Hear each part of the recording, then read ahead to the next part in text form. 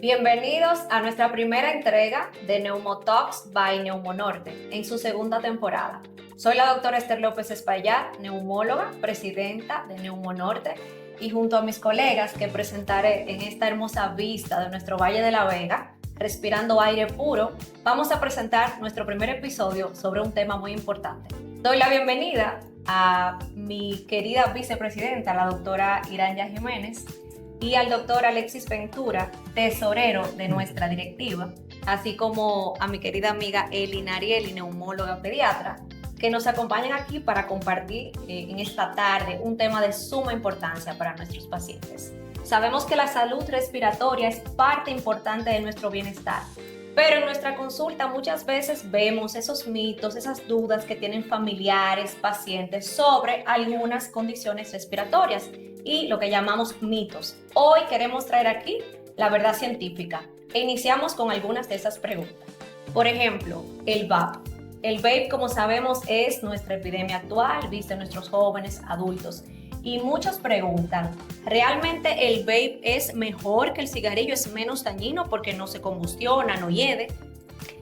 Bien, en el caso de nosotros, ahora la parte pediátrica, muchos jóvenes piensan que utilizar el vape o el vape, como consideran o se dice mucho en nuestro país, no es dañino, pero en realidad están muy equivocados. En el caso de los adolescentes, estamos creando una nueva adicción, no solamente a la nicotina, estamos creando adicción incluso a otras sustancias, porque obviamente estamos alterando lo que son nuestros centros dopaminérgicos y el joven va a empezar después a tener adicción a otras sustancias, no solamente el cigarrillo. Y por supuesto, son sustancias que tienen químicos, así que no es tan sanito como pensamos. Claro que no, porque además el mismo humo, la misma irritación que hay en el bronquio, pues va a causar enfermedades igual que como lo causa un cigarrillo convencional, porque hay una cascada inflamatoria que se presenta, entonces lo mismo, o sea, no es que porque tenga un olor agradable o un sabor agradable, pues no cause daño, causa el mismo daño o un poquito peor porque como tú dices, tiene otras sustancias añadidas aparte de la nicotina, entonces causa el mismo daño, diríamos, o peor que el cigarrillo. Y que justamente el que tenga olores así, que sean tan agradables, es para atraer realmente a los jóvenes a que usen en mayor proporción este tipo de dispositivos, sin enmascarando entonces el daño que realmente produce. Y que vienen exactos saborizados con frutas, olores a café, sabores a helados, olores a dulces, a candy pop, lo que hace que nuestros jóvenes sobre todo se adquieran y se hagan adictos a esta sustancia. Y lo mismo pasa con, del otro lado, más con los adultos, con por ejemplo el tabaco o puro.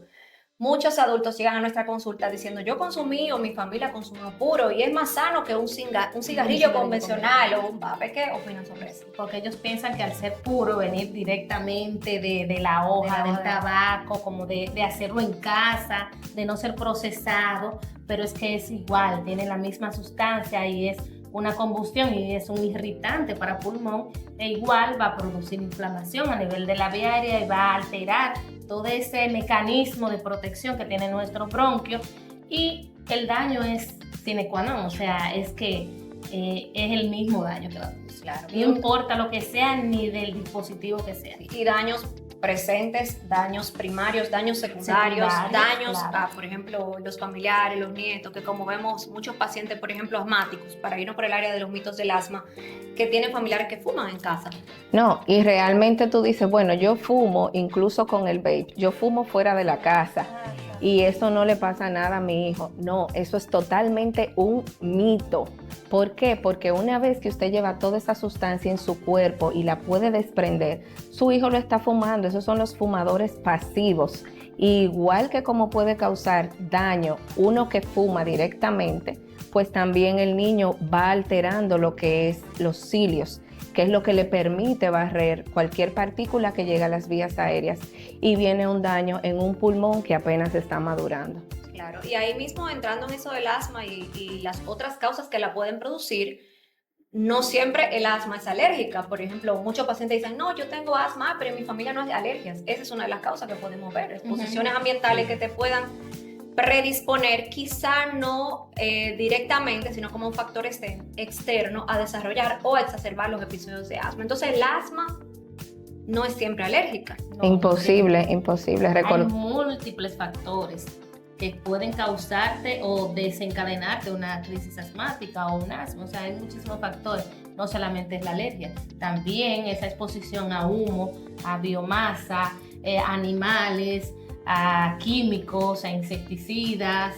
Es un sinnúmero de factores, incluso la parte genética. Entonces correcto. tenemos también que ver esa parte genética donde un paciente tiene un familiar, una madre, un padre, unos abuelos que son pacientes asmáticos, pues entonces yo tengo más probabilidad de presentar asma. Si mi abuelo, mi tío, mi mamá, mi papá, pues fueron pacientes asmáticos. Sí, igual en la misma parámetro, y seguimos con el asma. Por ejemplo, Alexis, los pacientes que llegan a tu consulta, yo tengo una tos nocturna, me aprieto con los olores, pero yo no tengo asma porque nunca me he tenido que nebulizar, o nunca he tenido pitos, nunca he tenido silbidos. ¿Qué hablar sobre eso? ¿Cómo aclarar al paciente que puede existir? Exacto. Va muchos pacientes en esta tesitura, pero nunca han sido estudiados para asma como tal.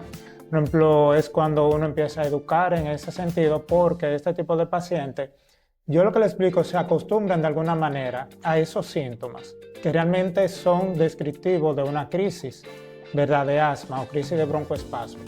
Pero nunca se le ha ofrecido quizás hacer una espirometría, que es el estudio, ¿verdad?, gold estándar para hacer el diagnóstico. Pero ahí empezamos entonces también a buscar antecedentes familiares, abuelos que fueron asmáticos, o padre o madre. Y entonces ahí empezamos nosotros con la historia clínica a ver y a atar cabos, y podemos entonces llegar al diagnóstico, ¿verdad? Porque no necesariamente todos los síntomas están presentes.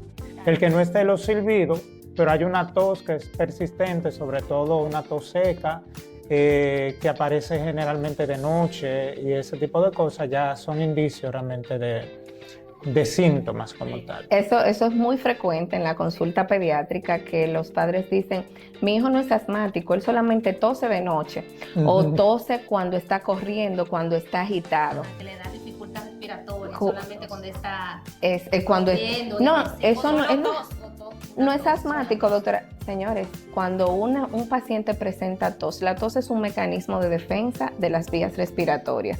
Entonces, lo más importante es buscar la causa. Y si es como dice el doctor Alexis, sobre todo esa tos nocturna, cuando baja ese pico del cortisol en la sangre, ¿verdad? Nosotros como neumólogos o especialistas podemos determinar si la causa es por asma a través de las pruebas, como mencionaba el doctor, la espirometría, que es básicamente nuestro gold estándar para nosotros hacer un diagnóstico.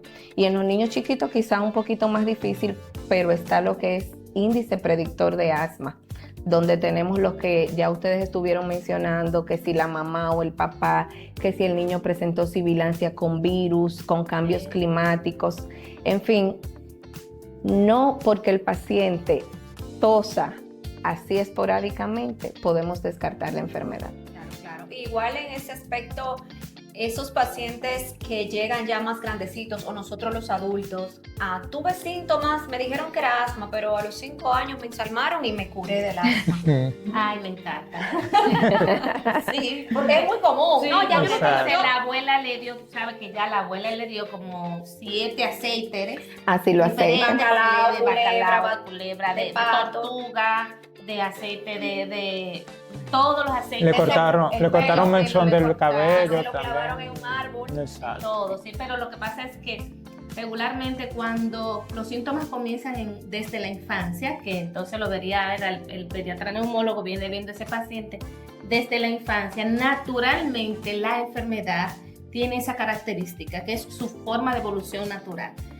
Hay un niño que nace asmático, pues comienza con los síntomas de asma, de crisis recurrente, pero con el tiempo estas crisis van desvaneciéndose, van mejorando, el niño va madurando su sistema inmune, sus vías respiratorias también van madurando. Entonces todos estos síntomas van desapareciendo al paso. Ya después de los 7 años, en la adolescencia o preadolescencia, y me recuerdo a mi hija que me dice, yo soy una preadolescente.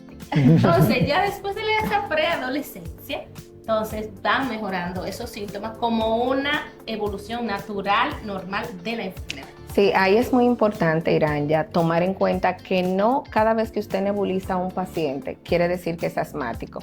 Los virus respiratorios pueden desencadenar sibilancias y usted necesitar la nebulización en ese momento, pero no porque sea asmático. Ya ahí viene todo lo que hemos explicado hasta ahora. El asma es una enfermedad inflamatoria crónica de las vías aéreas multifactorial, como explicabas anteriormente.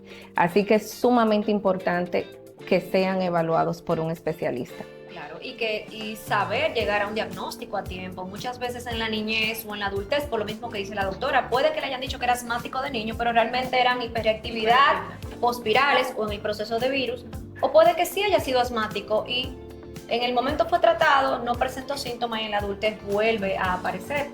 Y estos pacientes, si se tratan de manera correcta, desde que se diagnostican o con un diagnóstico temprano, pues podemos tener un mejor control de la enfermedad y menos daños en las vías respiratorias. Por ejemplo, ahí voy la pregunta con los inhaladores.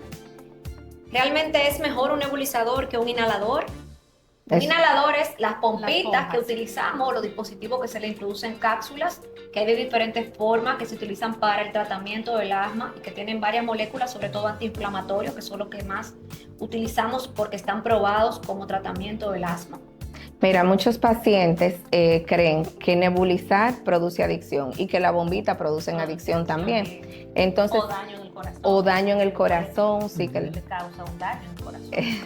Pero se ha demostrado claramente que los inhaladores de dosis medidas son de igual o más efectivo incluso que un nebulizador. Y yo creo que más práctico, mucho más práctico. Ahora mismo tenemos un apagón nacional. Imagínate un apagón nacional, como también en Estados Unidos, con una nevada que haya grande, se va la luz. Una situación mundial, no hay luz. O lo que sea que pase en o andas alrededor, en la calle, o andas en la calle. El paciente entonces tú no puedes estar con una crisis y solamente usar un nebulizador. O sea, en ese momento no vas a poder usar un nebulizador. No, claro. Tienes que preparar las dosis correspondientes, cómo van las gotas, o sea, es una maniobra. No puedes entrar un nebulizador contigo en una cartera y andar. O sea, estar con un espaciador y un inhalador de dosis medida, pues es mucho más factible, más cómodo, viene ya listo, preparado para usarse y el resultado es el mismo. Entonces, sí, ¿por qué y eso para crisis también. Exacto. Es importante hablar la parte del tratamiento controlador, o sea, el nebulizador no te va a suplir. Exacto. En base, o sea, en conclusión, según lo que estamos hablando, ¿verdad? Que quede para la población. Que tanto un nebulizador como un MDI, o sea, dosis medida, cualquiera de los dos que se use igual, o sea, no hay una. Ahora bien, hay beneficio en uno, beneficio en otro, lo que hablaba la doctora Iranya ahora, de que, por ejemplo, un nebulizador tú no vas a tenerlo dentro de una cartera, aunque ya vienen ahora. Los niños también, exactamente. El ruido, ellos lloran mucho cuando son bebés. Sin embargo, hay poblaciones, porque por ejemplo en los adultos mayores, pacientes encamados, pacientes, por ejemplo, que tienen cierto grado de demencia, el poder administrar una dosis medida, aunque hay las cámaras espaciadoras, pero el poner el nebulizador, pues entonces en ello quizá tenga mayor como facilidad. Hay personas que piensan que porque el nebulizador dura más tiempo, ¿verdad? Duramos unos minutos, entonces eso lo entienden como que más factible, como que produce mejor efecto porque dura más tiempo, pero no es así. O sea, al final, ambas cosas y tener pendiente siempre que las bombitas, ¿cómo se llama? Lo ideal o lo que está sugerido es que sean utilizadas con la cámara espaciadora, o sea, para un mejor uso del medicamento. Y los pacientes crónicos, o sea, que ya necesitan un tratamiento a largo plazo, que no fue que hizo una crisis por un virus o un cuadro, vamos a decir, de un asma leve, como llamamos, donde hay escalones de tratamiento en las diferentes guías de manejo de esta enfermedad, pues también necesitan tratamientos que vienen inhalados y estos, en la mayoría de los casos, lo tenemos disponible en inhaladores de dosis medida o en polvo seco, porque aunque existen nebulizaciones con medicamentos esteroides inhalados, el efecto a largo plazo no es igual. Pero ahí viene también una disyuntiva, Esther. Muchas personas piensan que los inhaladores de dosis medida o la bombita, en lo que nosotros utilizamos los esteroides para controlar el asma, que es el tratamiento a nivel mundial, producen adicción o engordan. Así es. ¿Qué podríamos pensar sobre eso? ¿Qué vamos a decirle a nuestros pacientes aquí? Y bueno, los inhaladores realmente no engordan. Engorda el paciente. No, Con lo que come, engorda. no con lo que Con lo que come. Exactamente, porque el inhalador tiene una cantidad de dosis, la dosis es muy mínima, claro, en caso de que sea con esteroides, porque no todos los inhaladores tienen esteroides. Entonces, en caso de que tengan esteroides, es una microdosis de esteroide y va directamente a la vía respiratoria. Exacto. O sea, no pasa ni siquiera por sistema digestivo, no pasa por... O sea, es que va directa a vía respiratoria y hace la acción en vía respiratoria. Entonces no pasa a nivel sanguíneo. Exactamente. Ni tampoco da dependencia, produce No, dependencia. tampoco. Son medicamentos que actúan en unos receptores pequeñitos que están en las vías bronquiales a nivel de todo lo que son los bronquios, que van a permitir que estos produzcan una desinflamación. Que ese músculo que está gordo, gordito, se desinflame, abra un poco junto con la desinflamación y el paciente va a sentir alivio, se va a sentir mejor. Entonces esa parte es sumamente importante. Otro mito muy importante que tenemos que hablar hoy aquí es en relación a los virus respiratorios, que actualmente, de hecho, en esta época del año, diciembre, enero, febrero, como es este episodio, lo vemos con mucha frecuencia en nuestros pacientes, que hay variados, que hay muchos. Ahora hay una gran alarma, una gran alerta, sobre todo en los niños, adultos mayores. ¿Qué tenemos que decir? ¿Realmente hay que asustarse? ¿Hay un mito de que estamos en una epidemia, estamos en una pandemia? Mira, realmente uno de esos mitos es que el frío trae los virus respiratorios. En realidad no es el frío, no es que, por ejemplo, los pacientes que viven en Constanza me dicen, doctora, es que este niño no se quita la gripe porque allá hay mucho frío. No es el frío, es que en este momento precisamente la gente está más trancadita en su casa y pues ellos se propagan de una manera mucho más fácil. Ahora sí tenemos un brote de influenza B, el virus sincitial, que es muy frecuente tanto en los niños como en los adultos mayores. El mismo COVID todavía encontramos, Claro. COVID, metaneumovirus. Mucho micoplasma también tenemos. Sí, el tener pendiente que esos virus se transmiten por vía inhalatoria, o sea, una persona enferma que esté tosiendo, sobre todo mientras más tos, entonces más contamina el aire con sustancia cargada del virus.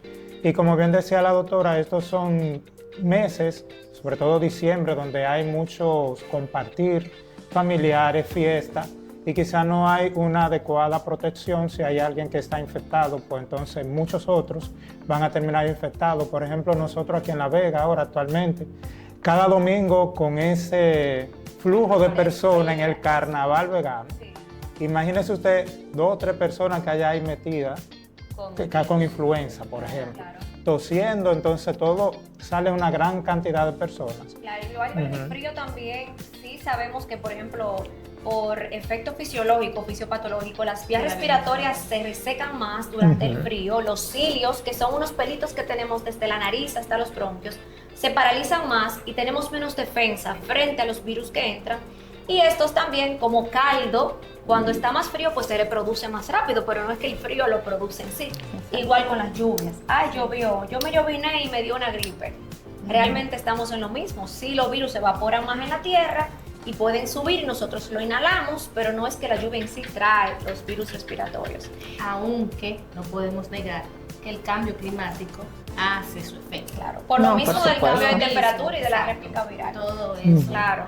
hace que aumente más el riesgo de contaminación. Que No. hay mucho cambio a nivel climático. Y es lo que dice el doctor, en realidad el riesgo mayor es permanecer en espacios cerrados o donde tú estás en contacto con otras personas enfermas. Poco ventilados. Pocos ventilados y el virus anda en el aire. Y sobre todo los pacientes que no se vacunan. Ese es otro mito súper importante que no tenemos ni podemos dejar de mencionar.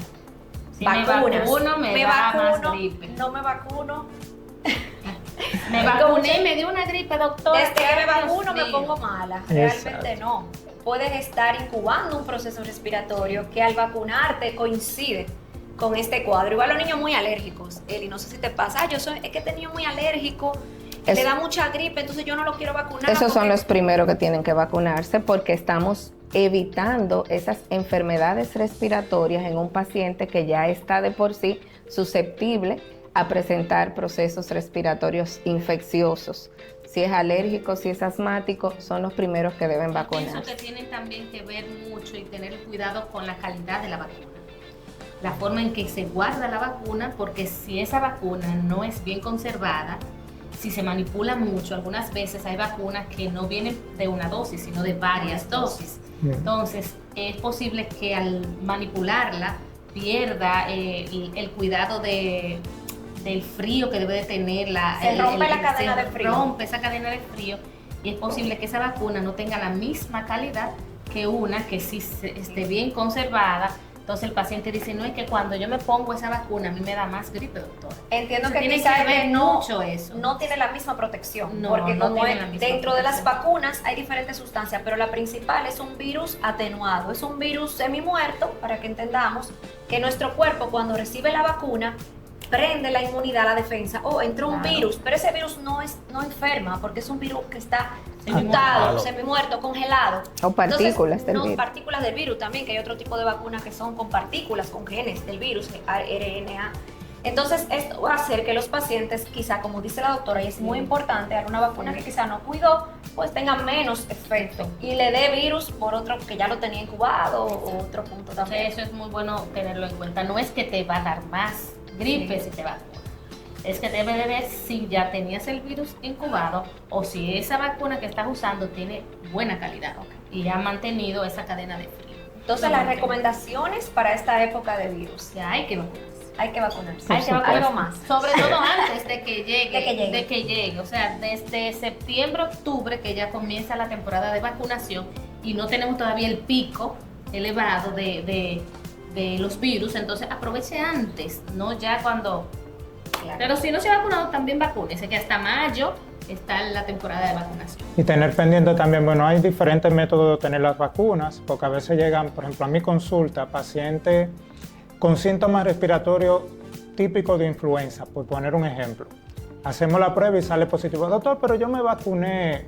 O sea, la vacuna de la influenza lo que nos va a nosotros a evitar que hagamos una enfermedad con complicaciones que pueden ser graves, porque, señores, hay gente que se muere por influenza, hay gente que entra en insuficiencia respiratoria y caen en ventilación mecánica. Y hay pacientes que han muerto en insuficiencia respiratoria por influenza. Entonces, el estar vacunado evita realmente que desarrollemos una enfermedad grave. Pero no es que la vacuna va a impedir de que yo me infecte, exacto. Por ejemplo, puedo infectarme, pero la vacuna me va a mí ayudar a no desarrollar una enfermedad grave por este virus. No. Exacto, en esos pacientes crónicos. Y aparte también la situación de yo me acabo de vacunar contra la influenza o me dio influenza A y repito con la B. ¿Y eso puede pasar? Claro que sí, son virus distintos y obviamente, como dice el doctor, si usted no tiene la protección va a manifestar sintomatologías muy variadas, desde leve hasta grave, sobre todo en pacientes no vacunados. Puede jugar todos los bingos, le puede dar en una temporada COVID, le puede dar influenza A, le puede dar influenza B, le puede dar metaneumovirus, porque son virus distintos que están en el ambiente, sobre todo en los pacientes de riesgo, los menores de 5 años y los pacientes adultos, dentro de ellos los asmáticos y los EPOC. EPOC es otra enfermedad muy común en nosotros los pacientes y los médicos que trabajamos con el área de neumología, que es una enfermedad pulmonar crónica producida por el cigarrillo, pero que puede ser producida por otras cosas. Y voy a empezar por pediatría. ¿Puede un niño desarrollar EPOC con el pase del tiempo? Por supuesto que sí. Aquel niño que nació prematuro y nunca recibió una asistencia, la prematuridad es básicamente la primera puerta del desarrollo de una enfermedad pulmonar obstructiva en el recién nacido, y que si no se diagnostica a tiempo vamos a tener un adulto con una enfermedad obstructiva crónica del adulto. Así que si usted tiene un bebé prematuro es sumamente importante que se le dé un seguimiento adecuado para ver cómo están esos pulmones que no maduraron en su momento y que probablemente necesite atención de un especialista. Exacto. Y también las otras causas. Yo no fumé, ¿por qué tengo EPOC, doctor? Bueno, realmente llegan muchos casos en la exposición a la quema de humo de leña, por ejemplo, que es lo que conocemos como biomasa, y que llegan muchos pacientes, sobre todo ya mayores de 60 años, que en su niñez, su adolescencia, su juventud, estuvieron expuestos a este tipo de sustancia. Que a veces dicen, y se sorprende y dice, doctor, ¿por qué uno le hace la pregunta? Entonces le dice, sí, realmente. Y puede ser igual o incluso más dañino que el mismo humo del tabaco, ¿verdad? Pero así hay sustancias, hay trabajadores, por ejemplo, de minas, que se ven expuestos a sustancias que pueden provocar, ¿verdad?, a la larga una enfermedad pulmonar obstructiva crónica. Hay enfermedades infecciosas, por ejemplo, como la tuberculosis, que a la larga produce daños a nivel de las vías respiratorias. No digo en todos los pacientes, pero tengo pacientes que han desarrollado enfermedad pulmonar obstructiva crónica secundaria a una tuberculosis, por ejemplo. Y así hay una lista realmente bien larga de además del tabaco, que pueden producir la enfermedad como tal. Y uno le dice a los pacientes, por ejemplo, los de humo de biomasa, que no más que la leña, los fogones, los anafes, la lorena, como dicen aquí en La Vega, en Jarabacoa, que con mucha frecuencia lo produce y tiene que retirarse. Dice, ay, doctora, es que esa leñita tan buena, esa comida Esa comida de yo leña. no puedo dejar eso. Pero realmente hay que dejarlo porque es ese Esa segundo gallinita. factor en el adulto. Esa gallinita, como la que te comiste hace 2 días. Ese arrocito a la leña. Ese arrocito a el la leña, sancocho. ahumadito, ese sancocho. Pero realmente debemos, pacientes, de entender que es un mito, que no solamente es el cigarrillo y tenemos que dejarlo. Y es importante lo de la tuberculosis, Alexis, tú que trabaja tanto en el área de Exacto. tuberculosis. No se cura la tuberculosis. Si usted le dio tuberculosis, ya usted queda. No, eso es un para toda gran, la pero vida. un Es gran mito. Y es bueno que eso quede bien claro ahora, ¿verdad? Porque si bien es cierto que hace muchos años atrás la tuberculosis era como un estigma de muerte, o sea, usted tenía tuberculosis y de hecho a los pacientes lo aislaban, le hacían un cuarto allá atrás en la casa y ya ese estaba sentenciado a muerte. Ya realmente desde hace muchos años acá hay muchos medicamentos que se han ido descubriendo y realmente la tuberculosis es una enfermedad que se cura. Una enfermedad que se cura y que los medicamentos son gratuitos por medio de un programa dirigido tanto por el Ministerio de Salud Pública como el Sistema Nacional de Salud, que en cada hospital público hay una unidad encargada de ello. Es verdad que el tratamiento es un tratamiento prolongado, pero que se ha ido mejorando. Antes teníamos tratamientos que duraban hasta 1 año y medio, tomando medicamentos diarios, con inyecciones, exactamente. Sin embargo, ya tenemos esquemas que con 6 meses de tratamiento en aquellos con tuberculosis drogoresistente, podemos y hemos visto a muchos pacientes ya terminar curados de la enfermedad. En algunos quedan secuelas, pero bueno, realmente se curan y se les da el seguimiento. Si quedan con una enfermedad obstructiva crónica, pues entonces tienen su tratamiento con inhaladores y pueden continuar su vida, ¿verdad? Pero se cura la tuberculosis. Y ahí viene mi gran mito también. A los niños no le da tuberculosis. Eso es totalmente falso. O sea, es como estuvimos hablando. Todas las partículas, todos los microorganismos que se transmiten a través de la vía aérea pueden producir enfermedad tanto en niños como en adultos. Claro. Y tenemos muchos niños con tuberculosis y obviamente también tienen un tratamiento y pueden evolucionar de una manera satisfactoria si reciben la medicación a tiempo. Niños, incluso niños de meses recién nacidos. por O sea, supuesto, no crean por que supuesto. niños de 8 años, 10 años, niños de menos de 1 año. O sea, han Y habido también casos. hay tratamiento. Hay Sí, tratamiento, claro, también se hay cura. curación y es lo que tenemos que seguir. Y ya para último, nuestro último mito, el oxígeno. ¿Cuál es? ¿Cuál es? ¿Cuál es? Oxígeno. Creo que es algo para un paciente y para los familiares. Muchas veces poner a un paciente con oxígeno es crucificarlo. Pero sabemos que para nosotros el oxígeno en patologías que tenemos con mucha frecuencia ya crónica, o sea que el paciente vive con ella, es un salvavidas. Es un aumento de la sobrevida en el paciente. ¿El oxígeno causa dependencia? No. ¿Verdad? No me lo quiero poner porque me hago dependiente, no es que te da dependencia, es que lo necesitas para poder. El pulmón es el órgano que recibe el oxígeno del aire, de las plantas, del ambiente, y a través de él vivimos, respiramos, y es indispensable. Y es que cuando una persona está con un proceso respiratorio, está poniendo su cuerpo, sus pulmones, los músculos que trabajan para mover ese pulmón, lo está fatigando. Entonces no se envía una cantidad de oxígeno adecuada porque el pulmón, que es quien lo envía, no lo están mandando a la periferia. Porque sí, el oxígeno es como un medicamento, Es un medicamento. Tiene que terapia. tiene que tener su indicación, no Por todo supuesto. el mundo necesita oxígeno, Por no supuesto. siempre se necesita oxígeno. Ni para siempre. No para siempre se necesita oxígeno, porque también si tú lo das en demasía en una persona que no lo necesita, pues tiene su consecuencia, un Por efecto supuesto. secundario como cualquier otro tipo de medicamento. Exacto. Es necesario en los casos que sean necesarios. Sí, Pero tampoco deben lo- ser dirigidos por un profesional, porque igual hay un documento que yo leí en una ocasión llamado El lado oscuro del oxígeno, porque es un medicamento y como todo medicamento, ¿verdad? Tiene- Cuando se indica o se usa cuando no debe ser usado, pues tiene sus repercusiones. Entonces debe ser siempre dirigido, pero no es algo que produzca de dependencia. Simplemente hay que usarlo cuando es necesario, pero debe ser dirigido justamente por un profesional. Excelente. Bueno, pues yo creo que hemos destapado muchos tapones, hemos abierto nuevas mentes en nuestros pacientes, hemos roto muchos mitos y creo que a tiempo una buena reflexión con tu médico de todas las dudas que tengas es importante y puede cambiar un diagnóstico y puede mejorar tu calidad de vida. Gracias, chicos. Gracias por estar aquí con nosotros Gracias y a gracias por ustedes. acompañarnos en este Si tienen primer cualquier episodio. otra pregunta, yo creo que también ellos pueden hacerlo a través de las cuentas y de nuestras redes. Déjenos Así que la pregunta. Si tienes otro mito que podamos responder, pues entonces ahí lo esperamos. Chao. Gracias. Chao.